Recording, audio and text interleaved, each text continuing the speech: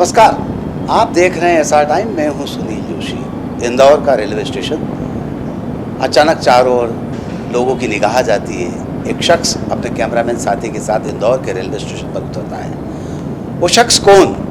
देश की जानी मानी शख्सियत, देश के जाने माने क्राइम प्रेजेंटर। आइए मैं आपकी मुलाकात करवाने जा रहा हूँ शम्स ताहिर खान से। कैसे हैं सुनील भाई? खूब बढ़िया, स्वागत है आपका। Thank you so much Indore में इतने अच्छा स्वागत करने के लिए। देश के सबसे स्वच्छतम शहर इंदौर में आकर कैसा महसूस कर रहे हैं आप? सफाई देखकर मन खुश हो जाता है और वाकई इस इंदौर शहर को इतनी बार स्वच्छता और साफ शहर के लिए जो इनाम मिला है, आज देखकर एहसास हुआ कि ऐसा क्यों है। और बहुत सारे लोगों ने बताया कि कैसे यहाँ सफाई अब एक मतलब आम लोगों की ज़िंदगी का हिस्सा हो गया। काश हिंदुस्तान का हर शहर ऐसा हो। देश और इंदौर की स्वच्छता की बात कर ली, लेकिन आपने एक बेड़ा उठा रखा है क्राइम में भी स्वच्छता का, और क्राइम के तमाम पहलुओं से लोगों को आप परिचित करवाते रहते हैं। क्या कहते हैं, इस तरह से जो आप काम करते हैं, कभी आपको ऐसा महसूस नहीं होता कि इतनी सनसनीखेज घटनाओं को उजागर करते हैं, इतने सनसनीखेज घटनाओं को उजागर करने के साथ उनको जो करने वाले लोगों को उजागर करते हैं, कभी डर नहीं लगता? डर लगता है, ऐसा नहीं, मैं भी इंसान हूँ पेशे से, चाहे कोई भी हूँ, या पुलिस अफसर हो, वर्दी पहनता हो, क्राइम रिपोर्टर हो, क्राइम की रिपोर्ट करता हो, तो हैं तो अंदर से हम भी इंसान। एक दिल है, वो धड़कता है, सांस लेते हैं। तो ये कहूँ कि डर नहीं लगता तो झूठ बोलूँगा। डर लगता है, हमेशा लगता है। लेकिन हाँ, पेशा है, और पेशा भी नहीं बल्कि जुनून है, तो लगता है कि खुद से ये चुना है तो फिर डर किस बात की। और दूसरा, कुछ चीज़ों पर आपका बस चलता नहीं, जैसे मौत है, उस पर आपका बस चलता नहीं। वरना इंदिरा गांधी को उसके अपने ही उनके जो सुरक्षा में लगे हुए थे, जिनकी हिफाजत की जिम्मेदारी थी, उनके हाथों इंदिरा गांधी की मौत होती है, किसने सोचा? तो कब कैसे ये मौत किसके हिस्से में आएगी पता नहीं। तो जब पता ही नहीं तो फिर क्यों डरे? मौत कब कैसे किसके हिस्से में आएगी ये पता नहीं, और मौत से क्या डरना, इसका किसी को पता नहीं होता। आप कई बड़ी जेलों में चले जाते हैं, अपराधियों से बात करके आते हैं, और उनके घटनाक्रमों को हूबहू वहाँ पेश करते हैं। और उसकी विशेषता ये होती है कि आपके पास उस समय ना कोई नोट करने के लिए पेन या पेपर, कुछ भी नहीं होता। क्या कहते हैं, ये आपका जुनून है पेशे के प्रति? क्राइम रिपोर्टिंग देखिए मेरा पैशन है, और मुझे आज भी ये मैं हमेशा कहता हूँ कि जिस दिन लगेगा कि अब मन भर गया छोड़ दूँगा। और जब पैशन होता है तो फिर आप इसको 9 से 5 की नौकरी की तरह नहीं करते हैं। और मुझे लगता है कि जितने भी जर्नलिस्ट हैं वो जब इस पेशे में आए, ख़ासतौर पर क्राइम रिपोर्टिंग में, तो इसको एक नौकरी समझ के, जॉब समझ कर नहीं आए। अगर वो पैशन मानते हैं, जुनून मानते हैं, तो फिर आए इसलिए कि इसमें कोई शिफ्ट नहीं है। हज़ारों बार ऐसा होता है जब आप घर पहुँचे थके हुए हैं, आपने अभी जूता खोला भी नहीं कि फ़ोन आ गया कहीं और कोई वारदात हो गई और आपको भागना पड़ेगा। अगर आपके अंदर पैशन होगा तो आप जाएंगे, और अगर आप सोचेंगे कि मेरी शिफ्ट तो पूरी हो गई, तो फिर शायद आप इसको 2, 4, 6 महीने, साल भर से ज़्यादा कर नहीं पाएंगे। तो पैशन है, चूँकि मैंने खुद चुना है, तो कोई शिकायत भी नहीं है, और अब आदी हो चुका हूँ। ऐसा माना जाता है कि देश के जो तमाम बड़े क्राइम के लोग हैं, जो क्राइम की दुनिया के लोग हैं, उनसे सीधा संवाद शम्स ताहिर खान का होता है। इस बात में कितनी सच्चाई है? देखिए, जैसे आप कोई बिजनेसमैन है तो उसका उस बिज़नेस से रिलेटेड लोगों से वास्ता होगा। एक पुलिस वाला है तो एक पुलिस वाले अच्छे और शरीफ लोगों से तो दिन भर मिलेंगे नहीं, वरना फिर थाने में ताला लग जाएगा, अदालतें बंद हो जाएंगी। वैसे एक क्राइम रिपोर्टर है, जब क्राइम ही नहीं होगा तो फिर क्राइम रिपोर्टर की ज़रूरत क्या? हमारी तो नौकरी खतरे में पड़ जाएगी। तो इसलिए ना चाहते हुए भी हम चाहते हैं कि कुछ ना कुछ क्राइम हो, ताकि हमारी भी रोज़ी रोटी चले और हम इसको रिपोर्ट करें, और एक क्राइम रिपोर्टर के तौर पर अपना जो प्रोफेशनल करियर है उसमें अपना काम कर सकें।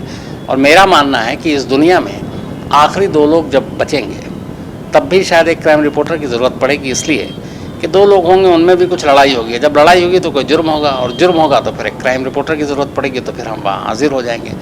तो क्राइम रिपोर्टिंग इस दुनिया में बहुत सारे लोग जैसे ये पूछते हैं कि आपने क्या सोचा था कि क्राइम ख़त्म करने के लिए क्राइम रिपोर्टर बन रहे हैं? बिल्कुल नहीं, मुझे कोई गलतफहमी ही नहीं है। न ये मेरा काम है क्राइम ख़त्म करना, ये काम है पुलिस का, ये काम है बाकी एजेंसियों का। मेरे पास वो पावर भी नहीं है जो पुलिस फोर्स या बाकी के पास होता है। हमारा काम बड़ा बेसिक है। इस देश में, इस समाज में, इस शहर में अगर कोई क्राइम हो रहा है, जिस तरह से हो रहा है हम उसको रिपोर्ट करें, और जहाँ जहाँ पुलिस और बाकी एजेंसियाँ गलत कर रही हैं हम उसकी तरफ उनका ध्यान दें।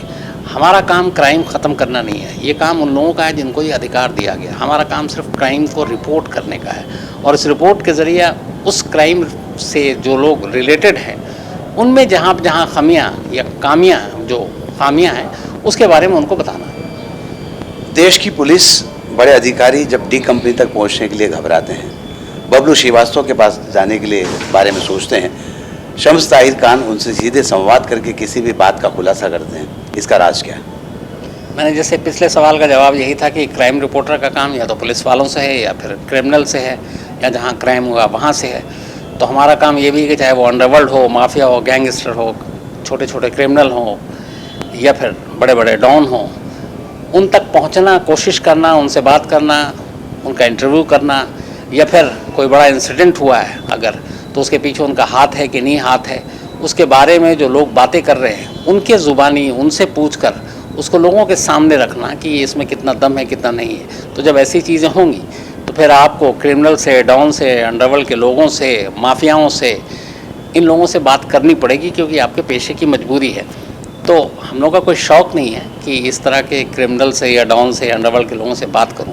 मजबूरी है, मजबूरी ये है कि हमें रिपोर्ट करना है और रिपोर्ट तब करेंगे क्योंकि जर्नलिज्म का बेसिक एथिक्स है कि आपको दोनों पहलुओं को सामने रखना चाहिए। एक ने सिर्फ कहा वो बात नहीं, दूसरा पक्ष क्या कहता है वो भी, तो वो चाहे शरीफ लोगों से रिलेटेड हो या फिर बदमाशों से हो। तो कोशिश यही होती है कि जब दोनों पहलुओं को सामने रखें तो फिर हमें ऐसे लोगों से भी बात करनी पड़ती है।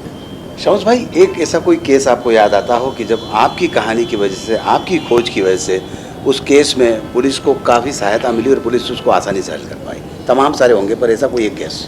कभी ऐसी गलतफहमी रही नहीं कि हम लोगों के किसी केस की वजह से कोई केस सुलझ जाए या रिपोर्टिंग करने से, लेकिन हाँ कई बार ऐसी कुछ चीज़ें हुई हैं। जैसे मुझे याद है जब ये स्टिंग ऑपरेशन का ज़माना नहीं था, ये बहुत ही अर्ली 2000 की बात है और स्टिंग ऑपरेशन के बारे में किसी ने सुना भी नहीं था। तब हमें एक खबर मिली थी कि बिहार में जो बहुत सारे क्रिमिनल हैं, बड़े बड़े टॉप नाम जिनके, वो सब जेल में थे, लेकिन वो बीमारी के नाम पर, इलाज के नाम पर सरकारी अस्पताल में बाहर ऐश काट रहे थे और पार्टियां करते थे। तो फिर हम वहाँ उस वक्त उनका स्टिंग ऑपरेशन करने के लिए गए और बाकायदा उनकी उस पार्टी को, जिसमें तमाम शराब की महफिलें चल रही हैं, टीवी चल रहा है और जिनको उम्र कैद की सज़ा है वो भी बाहर है और वो मस्ती कर रहे हैं, तो ऐसे लोगों को जब शूट किया उसके बाद ये रिपोर्ट दिखाई तो फिर पटना हाई कोर्ट ने इस पर संज्ञान लिया और फिर वापस बड़ी सख्ती हुई और उनमें से बहुत सारे लोग जो बीमारी के नाम पर बाहर थे वो लोग वापस अंदर गए। हालांकि उसके बाद धमकियाँ भी बहुत मिली, लेकिन ऐसी चीज़ें होती हैं जब किसी खबर का असर होता है तो अच्छा भी लगता है। खबर के असर की बात कही, साथ ही आपने कहा कि धमकियाँ भी मिली। धमकी से कभी आप विचलित हुए? परिवार के लोगों को क्या इम्पेक्ट आया इस पर?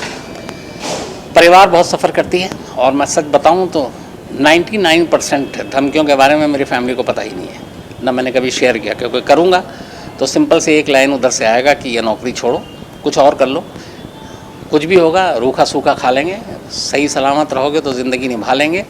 तो इसलिए बताता नहीं हूँ। लेकिन हाँ, दूसरा पहलू ये है कि जब धमकियाँ नहीं मिलती है तो लगता है कि मैं शायद अब काम नहीं कर रहा हूँ, मैं सही मानों में क्राइम रिपोर्टिंग नहीं कर रहा हूँ।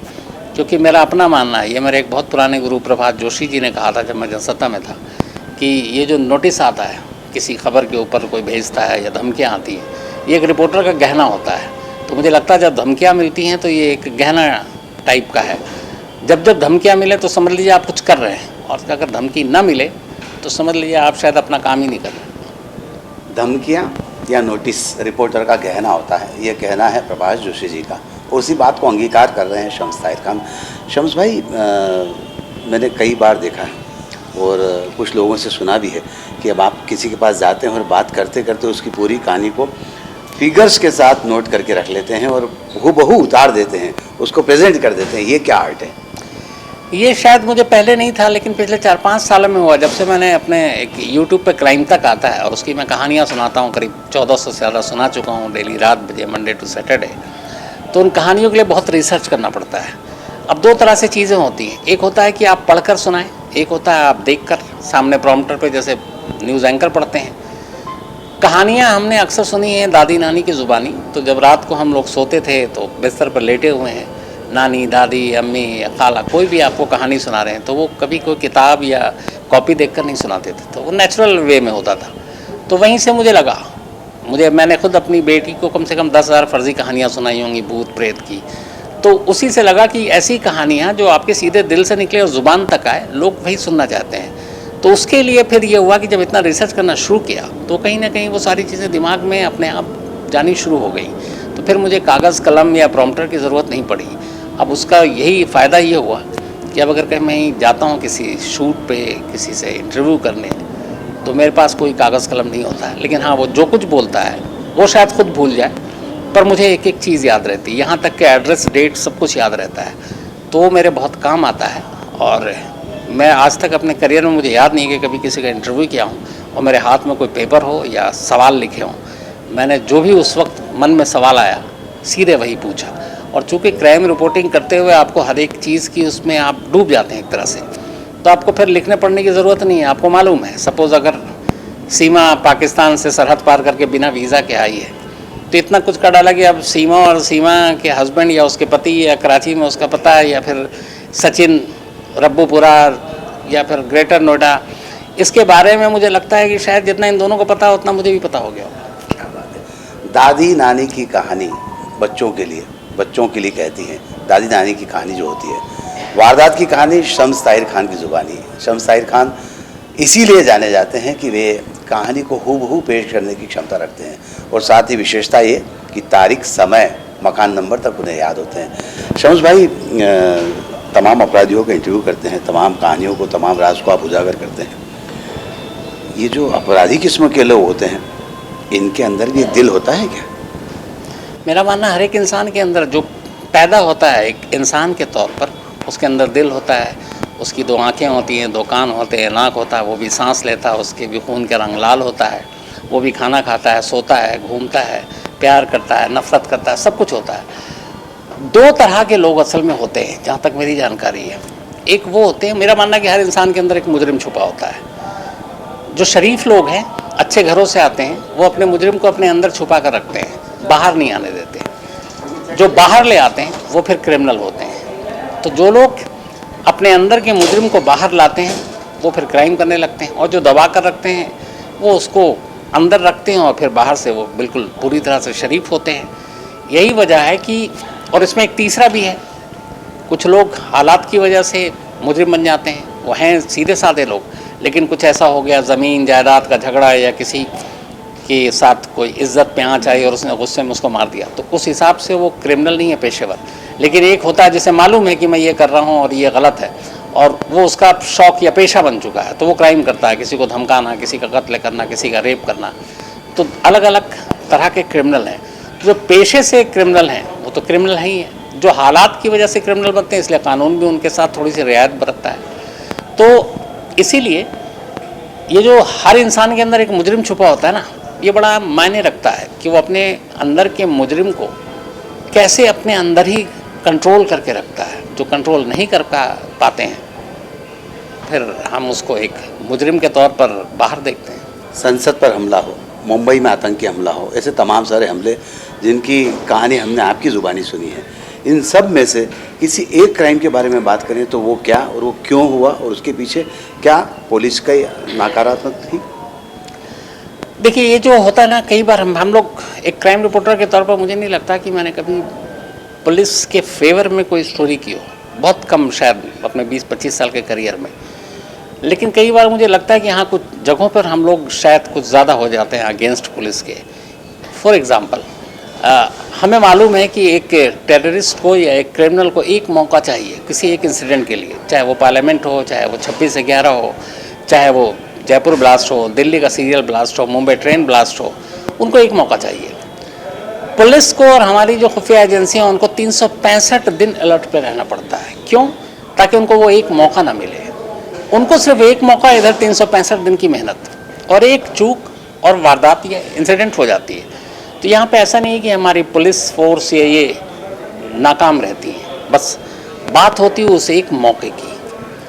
जो मौका वो उनको मिल जाता है, उसके बाद हम वो सारी चीज़ें देखते हैं। तो लगातार पुलिस अपनी तरफ से कोशिश करती है। हाँ, कई बार ऐसे होते हैं जिसमें आपको पहले से इन्फॉर्मेशन और आप लापरवाही बरतते हैं। कई ऐसे इंसिडेंट हुए हैं जिसमें हमें टेररिस्ट थ्रेट के पहले से आईबी के इनपुट है, लेकिन हम उस पर वक्त रहते काम नहीं करते हैं। कई बार 2-2 अलग अलग एजेंसियों में टकराव हो जाता है, 2 स्टेट की पुलिस आपस में लड़ती है, उसका बड़ा खामियाजा भुगतना पड़ता है। तो अगर सारी, मेरा मानना है कि पूरी स्टेट पुलिस हर एक में एक समानता हो, जो एजेंसियां उनके आपस में बीच में एकता हो, लड़ाई झगड़ा ना हो, होड़ ना हो कि हम बाजी मार रहे हैं कि तुम हार रहे हो, तो बहुत सारे क्राइम रुक भी सकते हैं। तमाम सारी बातें हैं करने के लिए, और शम्स ताहिर खान साहब से जब बात करते हैं तो मुझे लगता नहीं कि बातों का सिलसिला हम थाम सकते हैं, लेकिन वक्त का जो पहिया है वो घूम रहा है, धीरे धीरे रुक भी रहा है।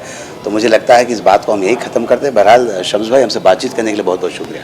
सुनील साहब, थैंक यू सो मच। आपसे ही बात करके मुझे अच्छा लगा, और आप इंसान भी अच्छे हैं, तो थैंक यू सो मच। आज के इस कार्यक्रम में बस इतना ही। सुनील जोशी को शम्स ताहिर खान के साथ दीजिए इजाज़त। नमस्कार।